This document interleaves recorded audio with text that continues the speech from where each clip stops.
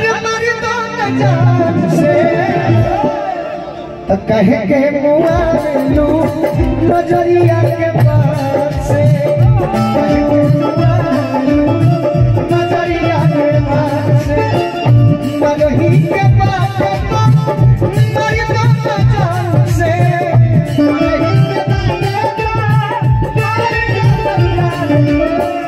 मरही के पास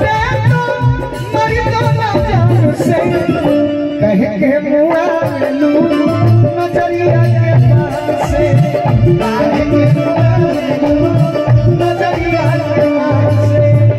कहे के मुआ लू नजरिया के पास गोरिया चांद के नजरिया नियन मोर हो गोरिया चांद के नजरिया मोर हो तो हर जोड़ में हो नहीं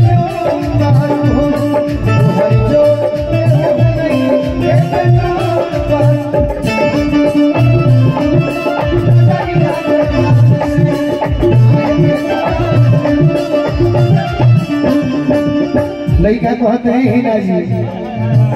घर से निकल लू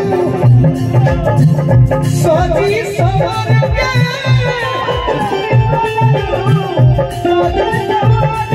राजी बनवल माने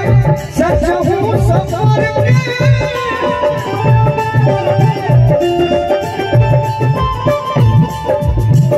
राजी बनवल माने सच हूँ बुद्धि फेल पहले भूल जा चाहे चाहिए बाबा होने बेकार बाबा बुद्धि फेल पहले अरे बुढ़ावा जवान के जान गई कहे के मुआ लू नजरिया के पास से कहे के मुआ लू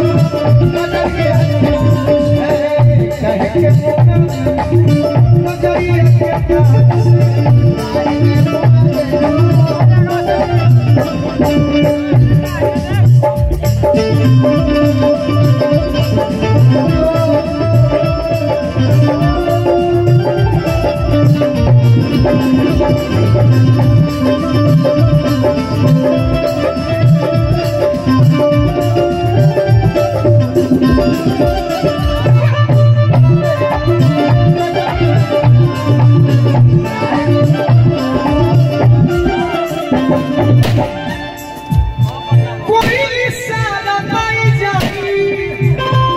अब जाके सफल हो गई कोई सारा माई जाई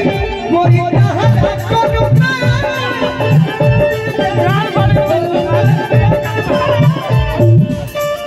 फायर मारे जानी जे चार चांद लागलो से हमरा ही सब हम मैं आदमी हमारी कलाकार पर ध्यान दे चांद के भी मिलन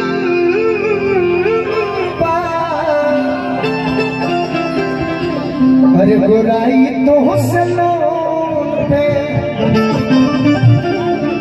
कि अपना तू गोलू के छोड़ दो अरे हुसैन बनो गोलू बोने तक दे लू अपना गोपाल के डोलाओ जमी बात के कहे के लू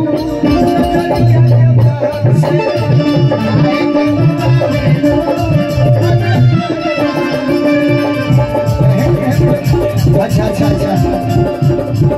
गवा के बहुत देरी हो जाएगी गीत बहुत बा बड़ी पहले के गावल हम सो भैया अरे सीधा तो हमने बचा हुआ जाए ओ भावा के ललिया क्या भावा के ललिया रहो भाई रहो ये तो हमारे में पूंजी में गवाई ना ओ भावा के ललिया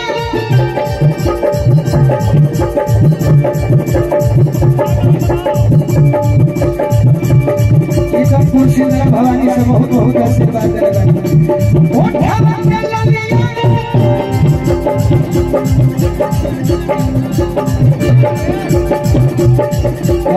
के दोनों में ढेर लंबा बड़ा दे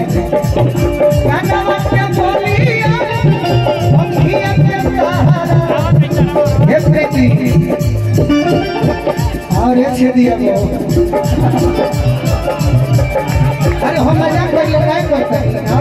सब नहीं खड़ा हो जाए अरे अखियां के सहारा ये हो भला पागल बनावे लग के नदिया सीना के सहारा सियारा ये हो नाले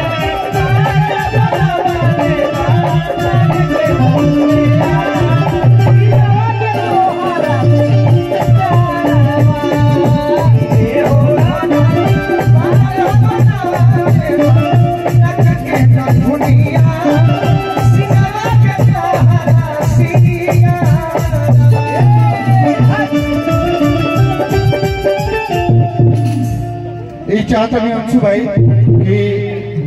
अभी तक जो यूट्यूब पर हुआ समझ की ना महाराज